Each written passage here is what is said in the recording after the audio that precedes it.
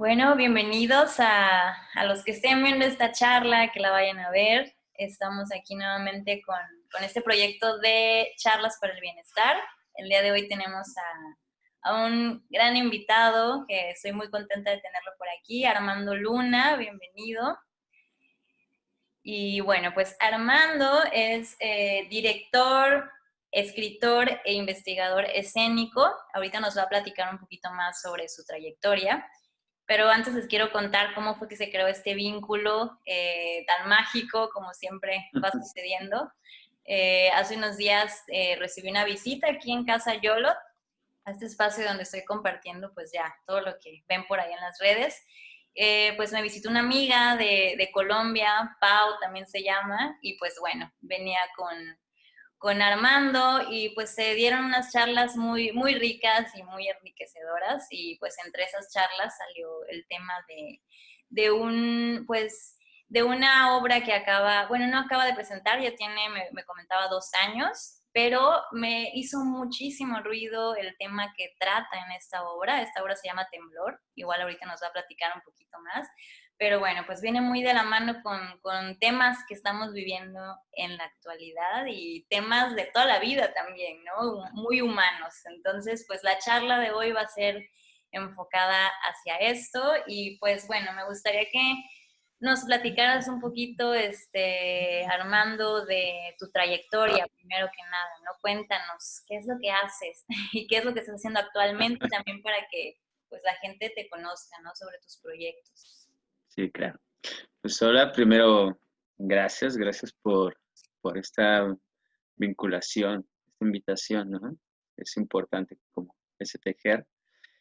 Y sí, fue muy importante ese vínculo que se hizo. También yo conocí a Pao Luna, en la Ciudad de México y justo se emprendió una vinculación para ir por allá por el Golfo, a Veracruz específicamente, a varios lados. Y pues conocer muchos proyectos que se trabajan en comunidad, ¿no? Que es algo que me interesa. Pues mi trayectoria a grandes rasgos, yo estudié comunicación y producción audiovisual, tengo estudios ahí en la UNAM y en la ENAD, en la Escuela Nacional de Arte Teatral de Bellas Artes en la Ciudad de México, actuación. Y durante todo ese camino, pues he modificado un poco mi quehacer, ¿no? Empecé desde la parte de ser actor. eh, bueno, antes fui artista circense, pues actor. Al estar terminando la carrera de actuación, me di cuenta que la dirección era lo que me encantaba. Empecé a dirigir teatro. Después empecé a escribir para dirigir y encontré en la escritura algo que no me daba la actuación, ¿no? Como una especie de anonimato y quitando un poco el pudor o la moral y, y como un poco de honestidad, ¿no? Trabajé mucho en teatro, en la parte de dirección. Llegamos a buenos puertos y también me di cuenta como el alcance o lo que yo quería hacer en relación a mi trabajo. Y ahorita estoy en un proceso de desplazamiento hacia lo cinematográfico, pero todo recargado en la parte en la parte social, Bien. específicamente en el trabajo en comunidad, no con comunidad, ¿no? No con esta separación de un yo y un ellos, sino un nosotros, sino un trabajo en comunidad, desde muchos aspectos, por medio de la cultura, desde el aspecto de generación de cultura, creación escénica, audiovisual, pero también me interesan mucho los proyectos que generan nuevas modalidades de, de estar, ¿no? Desde el punto de aquellas comunidades que se juntan para rescatar un bosque, ¿no? Para rescatar un monte, como en el caso de Cherán, ¿no? Y volverse en algún punto una comunidad autónoma, o aquellos que se juntan para empezar a crear alimentos, para de alguna manera hacer un contrapunto a todo lo que tenemos en las grandes tiendas, ¿no? Y que abaratan y desfavorecen mucho pues, a la banda trabajadora, ¿no? A la que trabaja la tierra en nuestro país.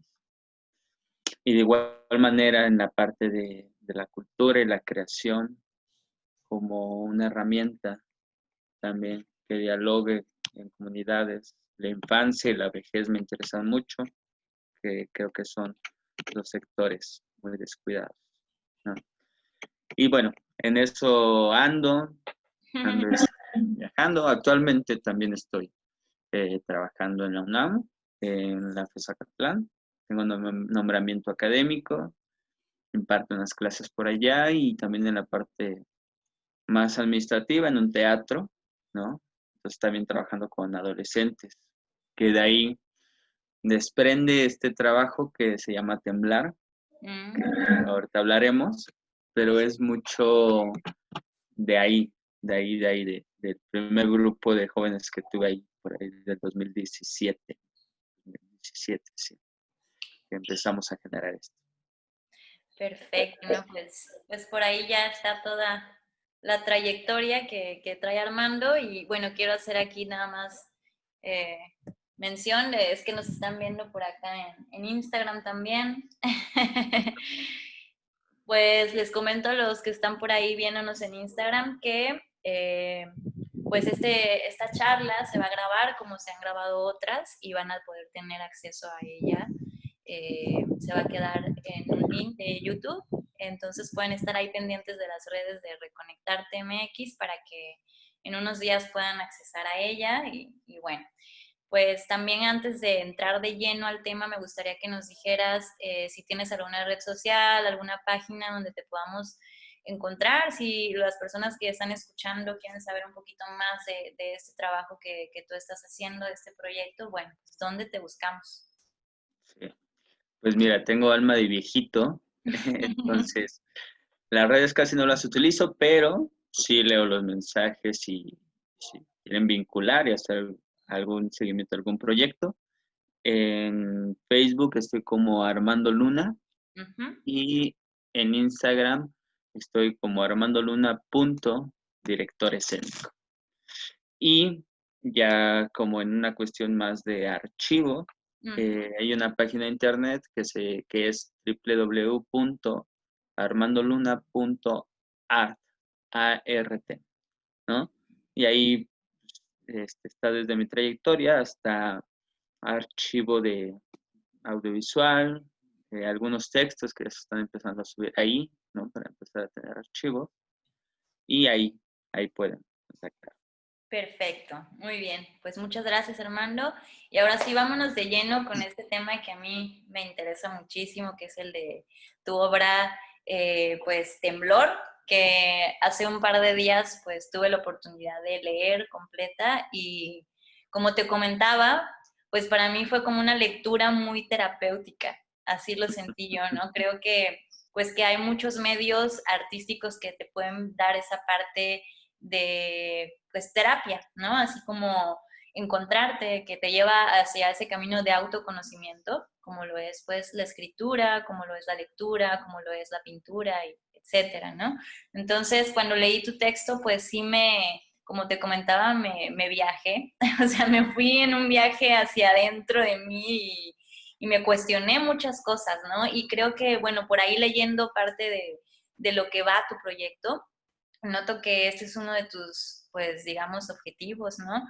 Hacer que la gente, pues, despierte un poquito esta parte del pensamiento crítico, que se cuestione, porque muchas veces está muy débil esta parte en nosotros, ¿no? Se nos ha enseñado, pues, más que nada a replicar o a de que esperar que me digan qué tengo que hacer, en vez de decir, bueno, voy a accionar, ¿no? ¿Qué es lo que está bien para mí? ¿Qué voy a crear? Porque es una capacidad que todo ser humano tiene, ¿no? Entonces sí te comparto esa parte de que tu texto me llevó a eso, ¿no? Y pues es justo eso por lo que quiero más personas escuchen de qué va este texto.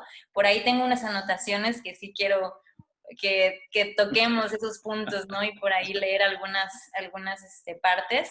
Pero pues antes que nada voy a leer por aquí una reseña que por ahí me compartiste para que la gente pues vea un poquito más, se dé una idea de qué es lo que va este texto, ¿no? Que tuve la oportunidad de leer. Entonces, ok, vamos a leerlo un segundito que lo cerré sin querer.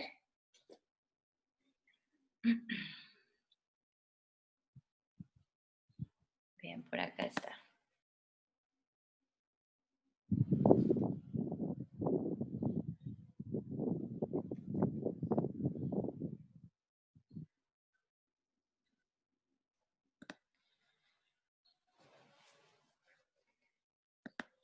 Bien, pues dice así. 4 jóvenes se ven obligados a convivir en un estado de crisis social, un temblor. Cada persona es un mundo y cada uno tiene sus razones para temblar. ¿Cómo apuntalarse a derrumbes personales? ¿Cuál es el protocolo social ante derrumbes masivos? La totalidad de su mundo se ha limitado a sus compañeros y un escenario, donde desafían los personajes que atrapan en su imaginación. Sin duda, las decisiones y las palabras que se enuncian han dejado al descubierto varillas, escombros y cimientos. No les queda más que mirarse para preguntar ¿por qué temblar? Pues yo creo que con esto nos damos ya como una gran idea de qué va esto. Y algo que me llamó mucho la atención fue que yo enseguida lo relacioné con la parte que yo también estoy haciendo en mi proyecto, que es hacer mucha conciencia de la mente y el cuerpo, ¿no? Como hacer esta unión, ese trabajo de integración, porque muchas veces estamos disasociados, ¿no? La mente está por acá, el cuerpo está por acá, la emoción está por otro lado, y es porque no nos cuestionamos, ¿no? Como a veces no sabemos ni, como lo mencionas ahí, qué es una crisis, ¿no? O qué hacer ante esos momentos, o no sabemos cuándo estamos en un momento de crisis, que para mí sería como un punto muy, muy importante en la vida, ¿no? Es como una gran oportunidad, pero ya vamos a llegar a ese punto. Cuéntanos, ¿cómo fue que llegaste a construir esta obra? ¿Qué te inspiró? Cuéntanos, por favor. Mira, justo con lo que decías hace un momento de no tenemos el tiempo, no tenemos el chance y esta cuestión que se busca de irrumpir, de conflictuar, quitándole el lado negativo, ¿no? Porque casi siempre cuando decimos la palabra conflicto pensamos que es algo negativo, ¿no? Cuando es necesario para evolucionar.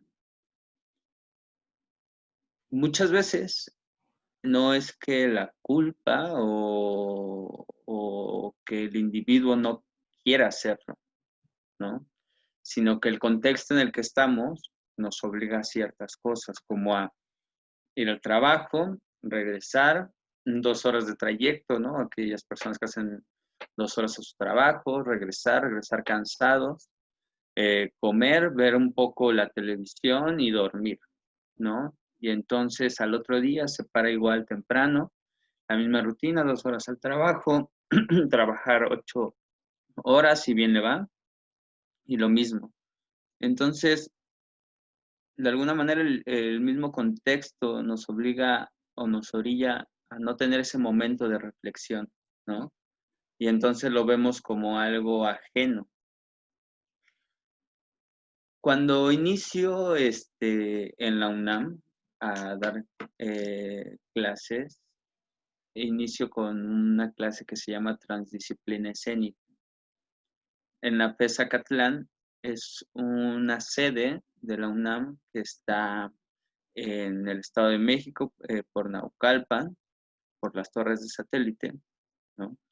Y me encuentro, ya tenía como un poquito más de medio año laborando en la parte administrativa, organizacional del teatro, y, y veo que pues esa sede específicamente no tiene un área de, de arte y cultura a nivel licenciatura, pero existe la posibilidad de algo que se llama extensión cultural, que son como talleres, como clases extras que los alumnos van y se interesan, ¿no?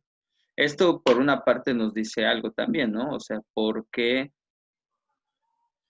las escuelas de arte solo se centran en el sur de la ciudad o en la Ciudad de México, ¿no?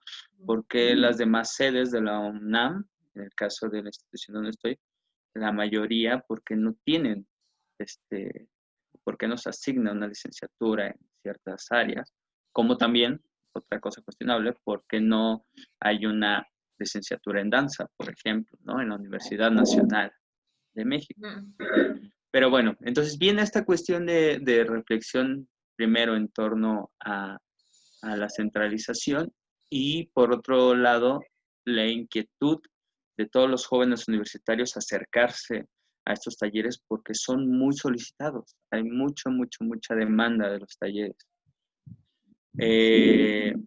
Abro esta clase así como transdisciplina escénica, enfatizando que no es teatro, que no es actuación, que tiene algo, pero que hay dos ejes principales, que es, ¿para qué me sirve la escena en mi carrera? Yo arquitecto, yo abogado, yo psicólogo, y, o sea, cómo funciona el arte escénico en mi profesión y cómo mi profesión se puede desenvolver dentro del arte escénico por dos rutas, ¿no? Esa es la primera premisa. Y entonces, cuando llegan los chicos, ¿no? Los valientes que se inscribieron, la primera pregunta que les hago es, ¿por qué transdisciplina escénica? ¿No? Y muchos no sabían el por qué y el detonante era, la verdad es que era curiosidad, porque me hablaba de que era al mismo tiempo una parte ficcional dentro de la escena y al mismo tiempo algo que podía repercutir fuera. De alguna manera eso es lo que buscaba yo, o sea, un punto de diálogo entre un nosotros, hablando un poquito lo que mencionaba hace rato, quitando el yo docente, ellos alumnos, sino un nosotros como Claro. individuos que estamos en un lugar y que cada uno tiene ciertos roles, ¿no? En ese caso a mí me toca ser el detonador, quien aviente estímulos para detonar, ¿no? Pero ellos traen muchas cosas que ya las de haber visto en el texto, ¿no? Y entonces lo primero que sigue después en la primera clase es preguntar, ¿de qué quieren hablar?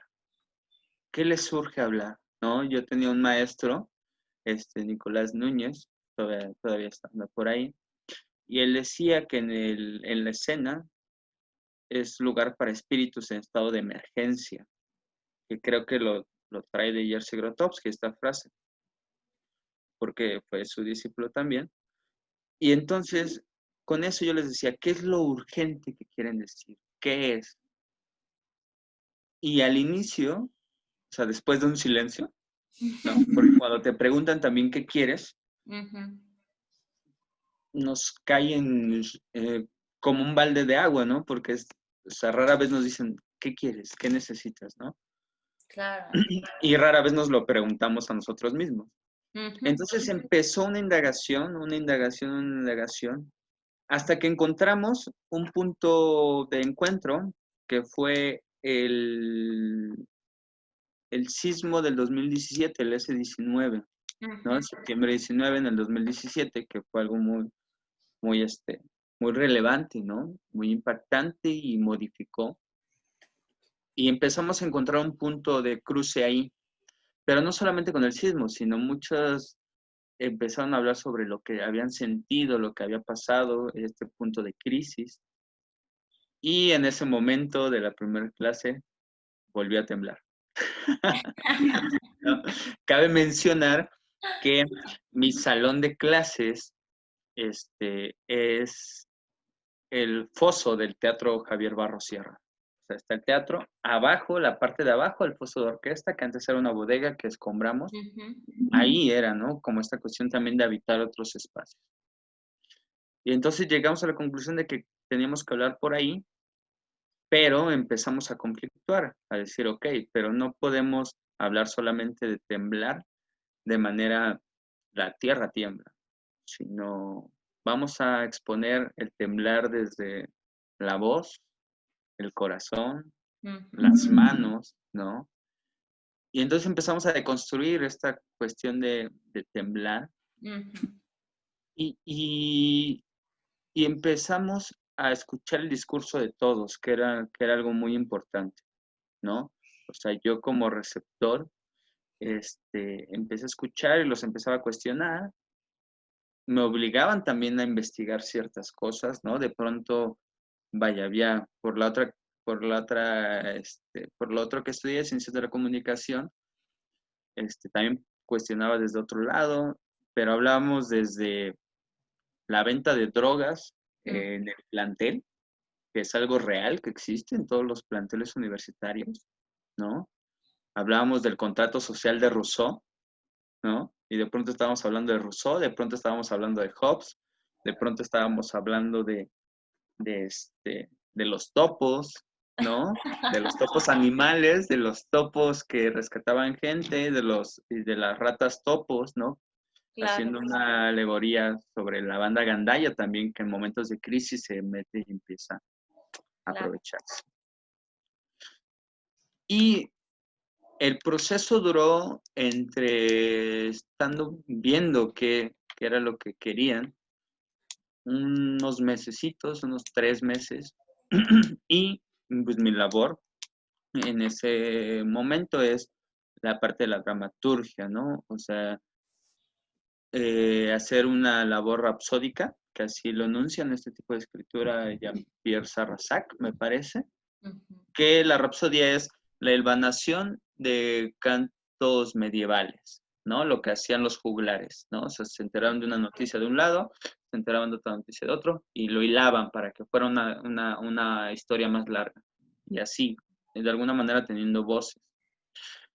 Y utilizando herramientas como algo que decías tú hace rato, ¿no? La cuestión terapéutica de sanación. ujú, Utilizamos herramientas de teatro testimonial, ¿no? Que fue muy utilizado en Sudamérica y sigue siendo muy utilizado, que es a partir de la enunciación, de la evocación, puedes ir sanando esas heridas, ¿no? ujú. Pero lo primero es enunciar, ¿no? Enunciar que, vaya, que en Colombia, ¿no? Sufrió un desplazamiento porque de pronto entre la guerrilla, entre las partes, entre el narcotráfico, entre etcétera, quemaron el lugar donde yo vivía y entonces no hubo de otra más que desplazarnos, ¿no? Y quedarse sin hogar. Entonces, al momento de empezar, primero anunciarlo, luego escribirlo y luego representarlo, sucede una especie de proceso tanatológico, no tanto tanatológico diré yo, pero sí de reconciliación con el suceso, ¿no? Y con lo que decías tú a partir de cómo sentirnos y que de ahí sale también la parte de temblar de esta Ujú, obra, es hay que enunciar primero lo que nos hace temblar, como la tierra, ujú. ¿no? Ver qué pasa con nuestros cimientos, ¿no? Nuestras estructuras se rompen, ¿no? Por ahí hay algunas partes que a lo mejor más adelante tocaremos del texto, pero el punto era como apostar por lo que se quiere decir en comunidad, o sea, lo que queremos decir todos, Ujú, para presentar al público, no representar, sino presentar sin una pretensión, sino mostrar, pues esto es lo que somos, esto es lo que nos hace temblar.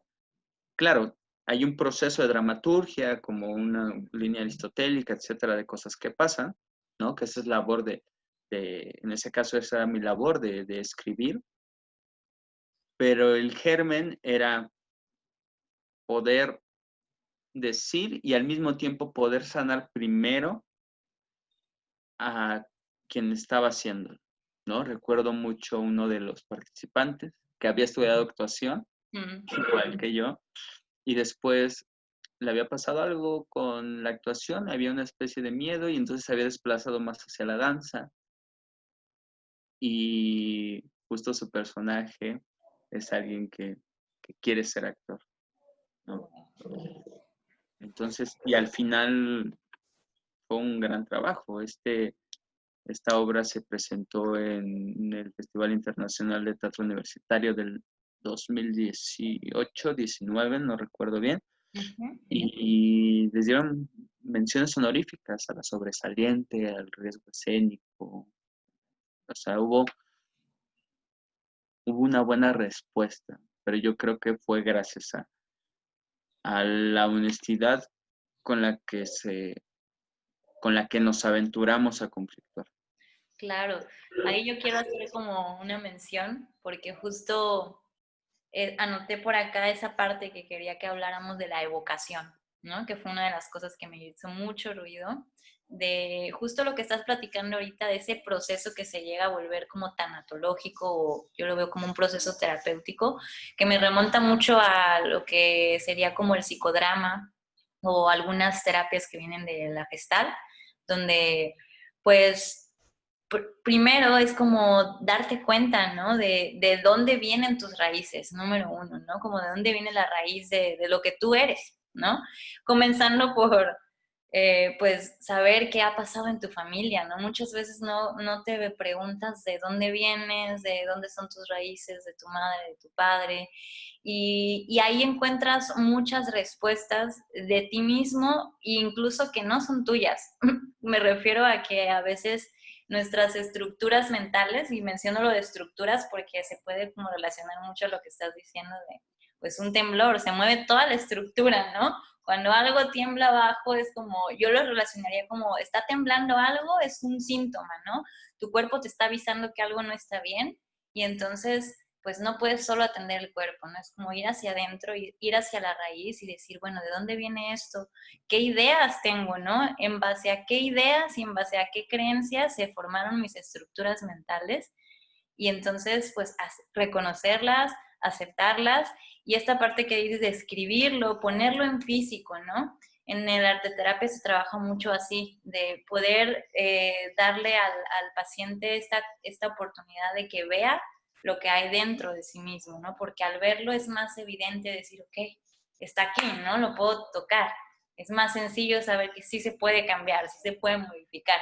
Y entonces luego viene como el accionar, ¿no? Que en base a esto ya lo acepté, ya lo descubrí, viene la parte del proceso creativo, ¿no? Incluso, pues ese proceso creativo puede significar derrumbar la estructura y volverla a hacer, ¿no? Que sería como el punto de llegar a esa crisis. Que, bueno, no sé si quieras mencionar algo más de esto que estoy diciendo, porque sí me gustaría hablar como más de lo de la crisis. Sí, el punto de vocación, por ejemplo, adelantando un poquito y también hoy en la mañana me di la tarea de subir el PDF por ahí para adelanto les digo cómo lo pueden descargar, lo pueden leer, ¿no? Si alguien quiere montar la obra, échame un correo y sí, que se haga eso, ¿no? Justo en la parte de vocación hay un personaje que se llama Alerta Sísmica, ¿no? Okay. El nombre del personaje es Alerta Sísmica y es la más pequeña del grupo, ¿no? Y entonces es un personaje como con muchas ganas de hacer, ¿no? Pero porque es la más pequeña, como que siempre, y habla mucho de su contexto, de que siempre la hacen menos, o etcétera. Y, y esta chica en la vida real, la que es el personaje, está estudiando letras, está por terminar, o ya debe haber terminado en este momento. Estaba en un conflicto con las letras y hablábamos sobre de cómo escribir o de qué escribir. Me decía ella, es que al terminar mi carrera me gusta, pero no sé de dónde partir. Y entonces hablamos mucho con lo que dices de conocernos, de no podemos negar nuestro contexto.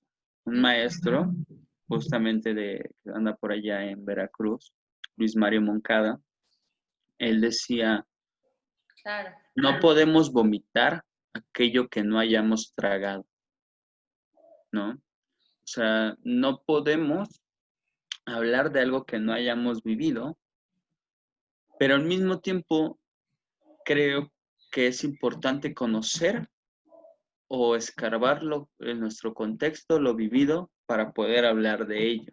¿no? Que hay veces que es doloroso, ¿no? Hay veces que nos encontramos con cosas que nos sorprenden, pero el hecho de empezar a enunciar eh, nos da el punto de vocación, que hay una escena, ¿no? Donde dice alerta sísmica que, que evoca como al momento de decir las palabras, aparece el público, aunque no esté, como en una carta, lo dice, como en una carta. Piensas, lo escribes y se lo dices y evocas a esa persona a la que le estás escribiendo la carta. O sea, esa persona está ahí. Blanchot diría en uno de sus textos que se llama De la literatura y el derecho a la muerte, que es un texto muy interesante, muy hondo, pero lo que rescataría ahí de él o de ese texto específicamente es que dice que el escritor eh, se va matando mientras está escribiendo, mientras está plasmando la tinta o tecleando para dar vida al lector, ¿no? O sea, yo escritor estoy jugando entre vida y muerte, ¿no? Para dar vida al lector, que, que de alguna manera también pasa con los sucesos, ¿no? O sea, cuando te despides de una relación muy fuerte y te das el tiempo de escribirlo y de escribirle y de escribirse, ¿no? Entre ambos, o sea, escribirse el todo, también hay un proceso, ¿no? Un proceso muy bello, tanto de vocación como cuando se evoca eso, te das cuenta que tampoco es tan malo, ¿no? O sea, también el coco no es tan malo como lo pintaban todos, ¿no? Así es. Sí. Y sí, el punto de vocación Ujú. es algo que trabajamos mucho ahí, que me importa mucho, y que también apostamos con esto de, de conflictuar, en evocar y en algún momento la obra le habla al espectador, ¿no? O sea, Ujú. en algún momento estás leyéndola y ya te está hablando la obra y te está preguntando cosas la obra, y entonces aunque estés en soledad, ya se evocó algo y ya te hizo también evocar otras cosas que no están en el papel, que solo se quedan para ti, lector. Sí, eso me parece como un trabajo muy, muy interesante, muy impactante, ¿no?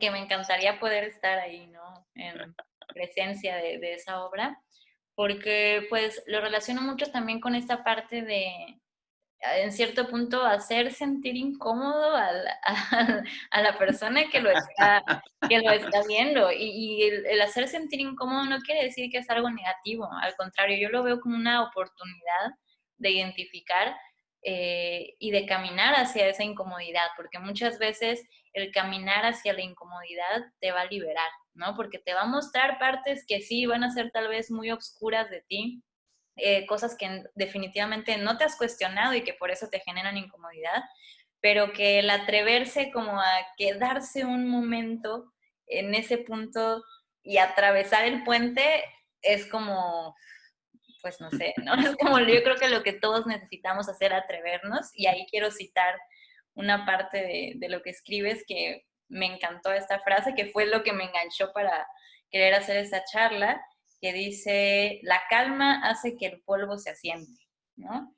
Que lo mencionas varias veces por ahí, y es algo que realmente nos da tanto miedo, ¿no? Como dices, ahorita que mencionas lo de las relaciones y que por ahí también lo tocamos, esta parte de saber que, y hablo de cualquier tipo de relación, familiar, de pareja, etcétera, de cómo a veces es necesario dar tiempo, ¿no? Dejar que el tiempo y que la calma haga que todo se asiente, porque si estás en un conflicto con el otro, en el conflicto pues todo está en movimiento, ¿no? O sea, el sistema de ambos está alterado y hay demasiada contaminación en medio, demasiados velos, y hasta que no se siente todo vas a poder ver realmente al otro y ver desde tu sabiduría, ok, no era tan complicado como yo lo pensaba, ¿no? Pero esa espera es la que nos mata, ¿no? Y es como justo lo que estamos viviendo ahora, yo creo, ¿no? También esa cuestión de esperar, de estar encerrados, el encierro nos lleva a esa evocación con nosotros mismos y todo lo que hay dentro, ¿no? Entonces, es bastante fuerte. Y bueno, creo que querías mencionar algo y ya ahorita menciono lo de la No, crisis, ¿no? no, está bien, está bien. Justo, por ejemplo, esto que dices, ¿no? Que es una frase con la que empieza después de la introducción esta Ujú, pieza. Dice, solo con la calma el polvo se logra asentar, ujú, ¿no? Y algo que tú decías, ¿no? Como es este punto de incomodidad que se permite cuando, o es más permisible cuando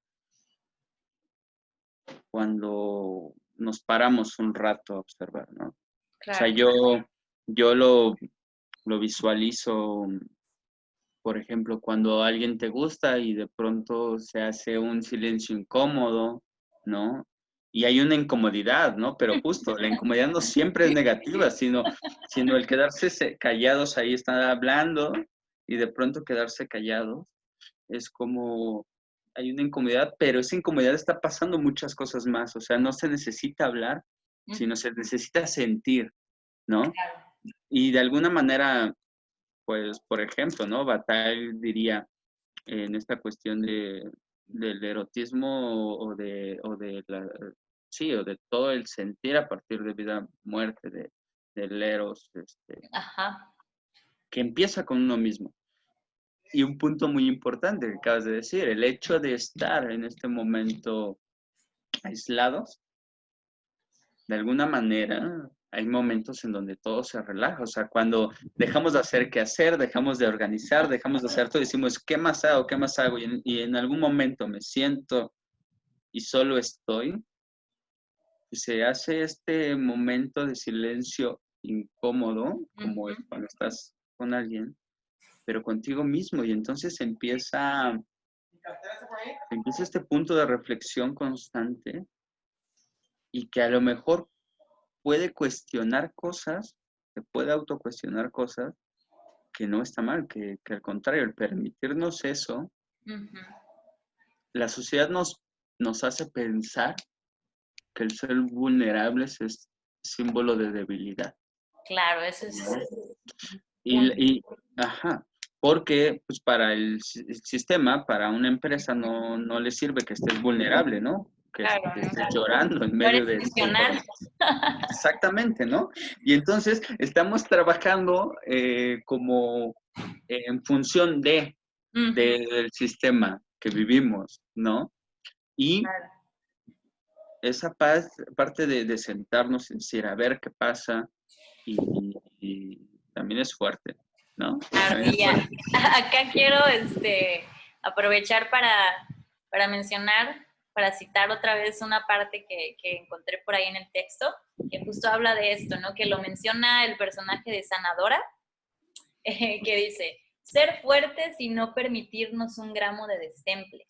Cuando entramos en crisis, lo vemos ajeno a nuestro condicionamiento y nos dañamos nuestro templo, casa o edificio, esto también se daña. Entonces, ahí es donde quiero meter la parte de lo de la crisis, ¿no? Creo que estamos, o sea, cuando nos vemos vulnerables, estamos totalmente atemorizados, ¿no?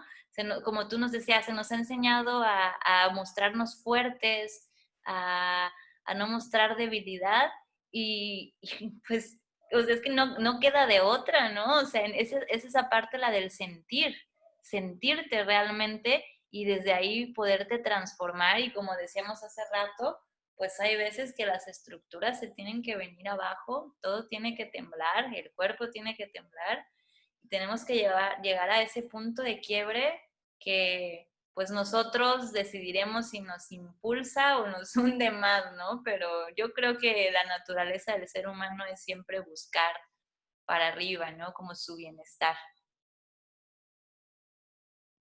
Y Me gustaría mencionabas, decir... perdón que te interrumpa, Ok. ¿sabes? Mencionabas algo que dice la deconstrucción de la crisis, ¿no? Que sería interesante hacer eso.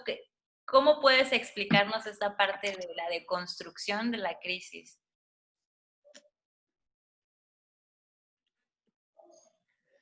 Mira, cuando,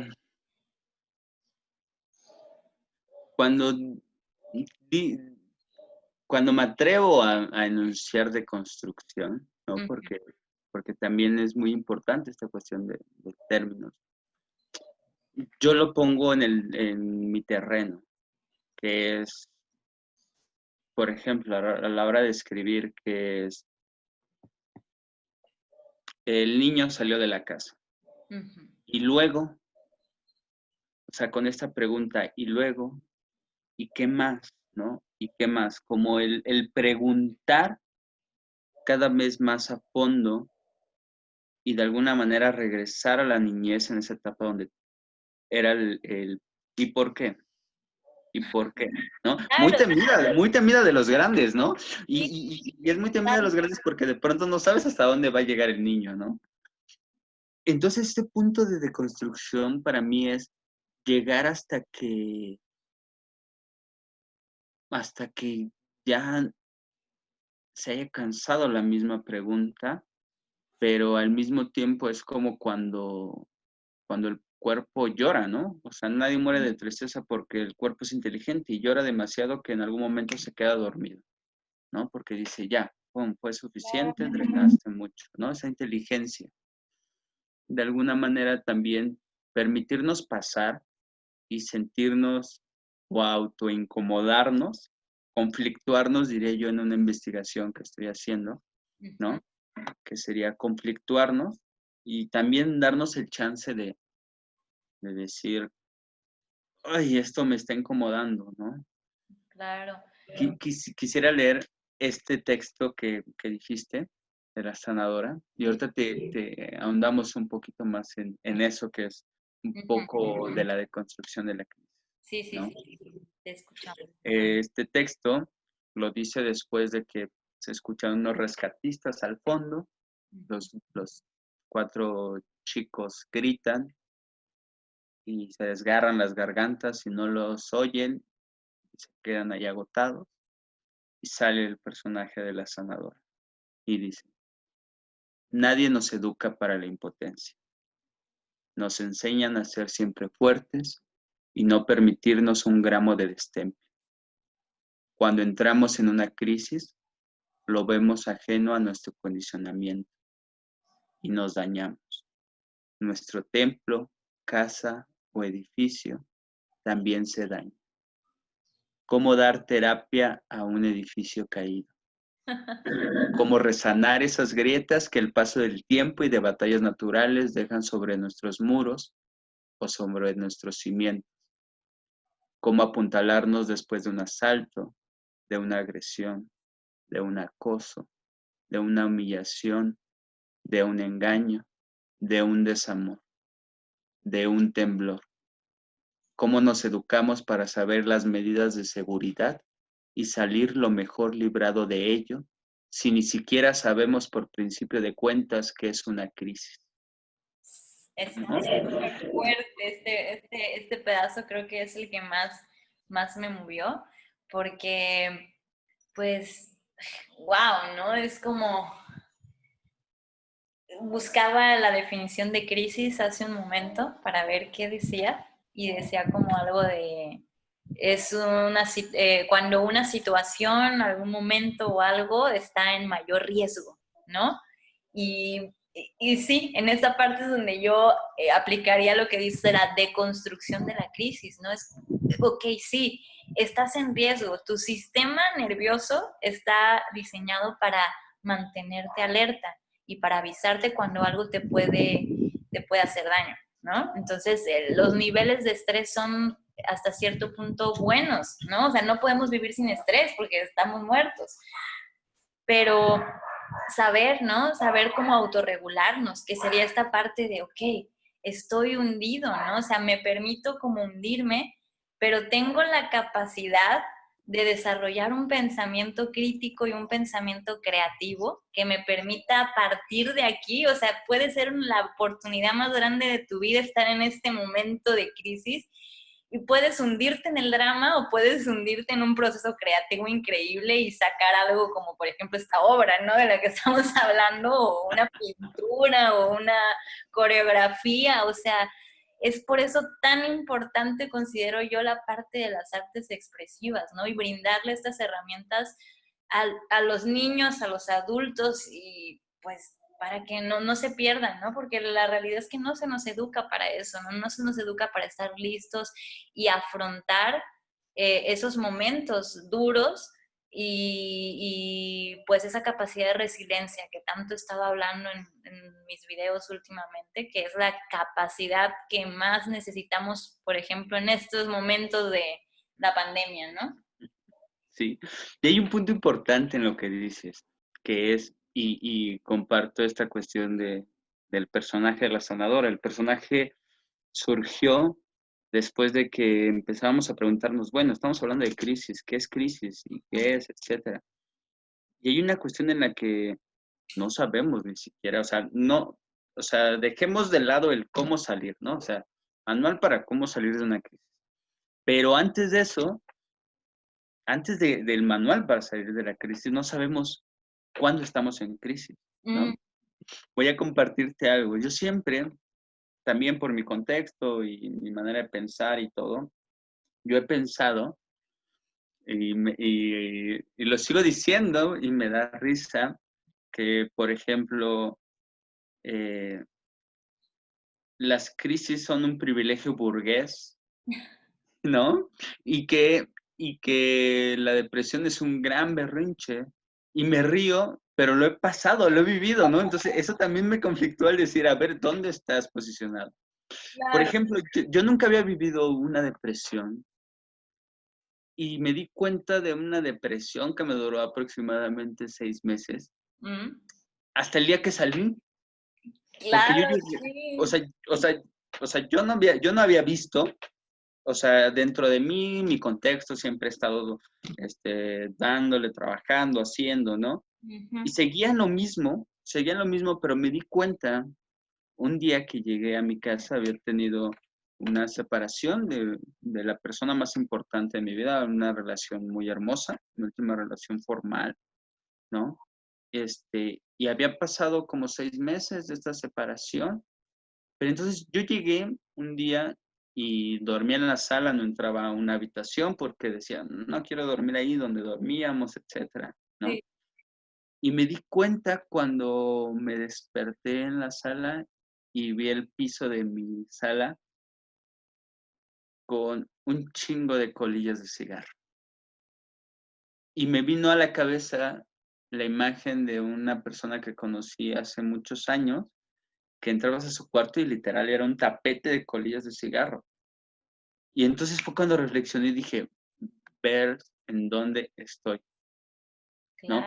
Y seguía haciendo todo sí, y lo que siempre hacía, o sea, el pararme, el trabajar, el vincular, el cumplir, Mm, el generar, o sea, el estar produciendo, no cambió, o sea, lo seguía haciendo, ¿no? De pronto, o sea, decía, me siento mal, etcétera, ¿no? Pero en ese momento, cuando volteé y vi en mi piso, o sea, como unas 80 colillas tiradas, fue cuando reaccioné y dije, ¿qué pasa? ¿No? Y en ese momento reconocí esa crisis, reconocí esa depresión y la única manera que yo eh, en mi, en mi cabeza cruzó fue, tengo que limpiar. Y entonces empecé a limpiar y ese limpiar ha durado casi un año y medio, tanto que mi espacio se transformó, ¿no? Y ahora soy como muy, o sea, casi casi en sucio y limpio, mm, ¿no? Pero no nos, o sea, yo me di cuenta hasta que estaba ya saliendo. O sea, en ese momento no sabía. Y no sabía, y en ese tiempo también, al no saber, hice daño, ¿no? También hice daño a cercanos, a gente que claro. se da cuenta. Entonces, de alguna manera, al no reconocer o al no saber que es una crisis, no sabes todo lo que está provocando esto. Y no es que no lo provoque o sí lo provoque, sino solamente darnos el chance de decir, esto es una crisis, ¿no? Claro. Sí, eso que dices, te agradezco mucho por compartirlo y por darte la oportunidad de mostrar tu vulnerabilidad ante nosotros, porque eso es un paso fuerte, ¿no? Que no cualquiera se atreve a dar y habla de, pues, de un trabajo personal profundo, ¿no? Y justo quiero agregar aquí con esto eso que dices, ¿no? De cómo en ese proceso de no darte cuenta, yo puedo llamarle vivir en automático, ¿no? Más bien estar como sobreviviendo en vez de viviendo, ¿no? No estás en tu cuerpo. Cuando suceden ese tipo de cosas es porque no estás aquí.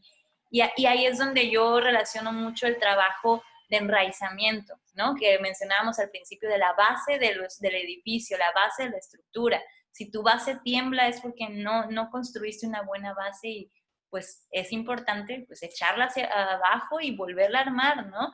Y creo que algo que puede apoyar mucho en esta parte, que yo recomiendo mucho a mis pacientes y a la gente que me sigue por acá en el proyecto y que lo he aplicado en mí porque también me he visto en esos momentos de crisis, en esos momentos de depresión, después de una relación o temas como emocionales, y sí, justo, cuando estás metida en eso no te das cuenta. Pero si imagínate que tuviéramos una práctica previa, de una educación previa de cómo autocuidarnos, de cómo autorregularnos, de cómo cultivar el autoconocimiento, sería muy diferente, ¿no? Entonces, a manera de como de prevención, lo que yo recomiendo mucho es como preguntarte diariamente ¿qué estoy haciendo hoy para sentirme mejor o qué estoy haciendo hoy para amarme más, ¿no? O sea, ¿qué estoy haciendo por mí? Porque no nos hacemos ese tipo de preguntas, ¿no? O sea, como a ver qué estoy haciendo, o sea, yo lo que hago mucho es como darme masaje, por ahí nos compartiste, ahora que viniste, una técnica muy interesante que igual y ya después podemos tener una charla o algún evento por acá de eso, de trabajar con esas pelotitas de masaje, ¿no? En los pies justamente, ¿no? Que son esas raíces, a ver cómo están, porque los pies te hablan de mucha información de, pues, de todo tu edificio, ¿no? Podría decir.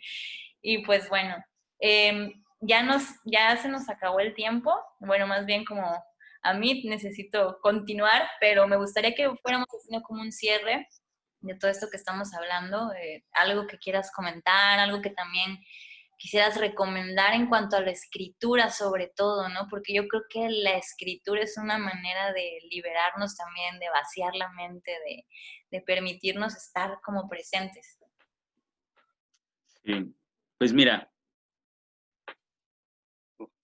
justo retomando un poco lo que habías dicho antes,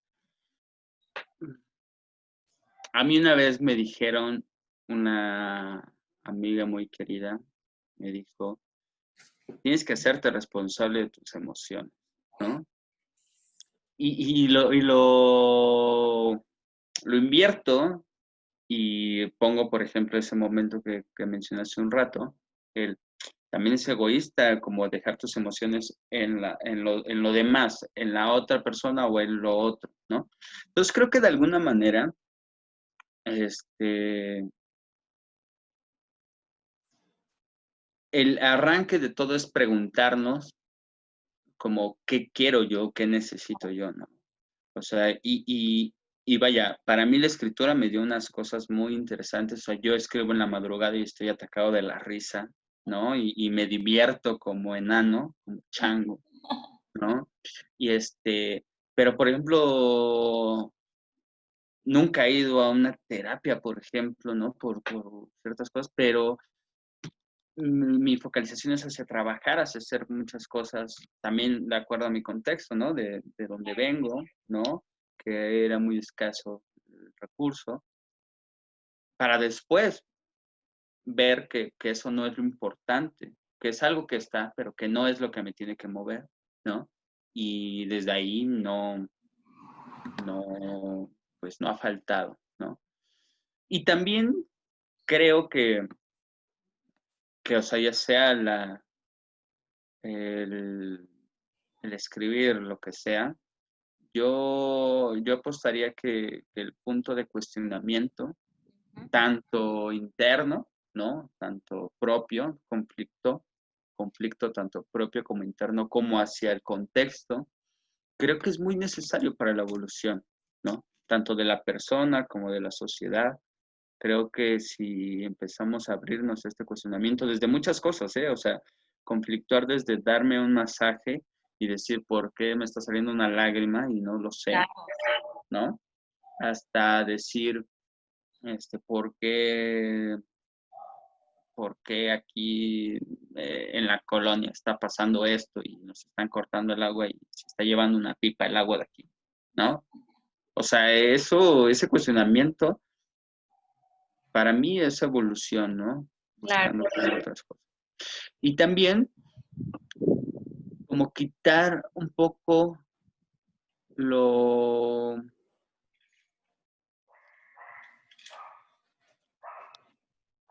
quitar como los términos buenos y malos, sino darnos el chance de, ¿no? O sea, para mí la escritura, y por eso digo que me ha dado más, ahora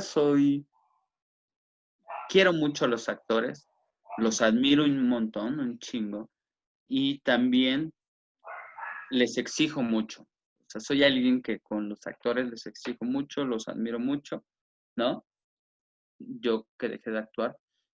Y la escritura me dio esa oportunidad de entrar y tocar cosas macabras y macabras desde la parte más brillosa hasta la parte más oscura, ¿no? claro. Porque también, ajá. Es- Y justo quisiera leer en la última parte, una de las últimas partes de un texto, ¿no? Que cierra como con lo que empezamos del polvo y la calma.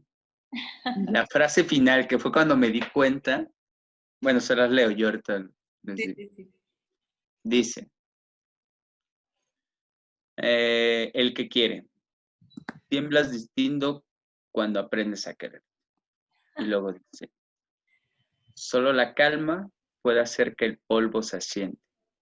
Solo con la calma podemos domar a esa fiera que se apasiona por volar e intentar hacer un encuentro entre sus nubes, sin importar que seamos alérgicos a ella, sin importar que seamos muchas veces alérgicos a la felicidad, ¿no?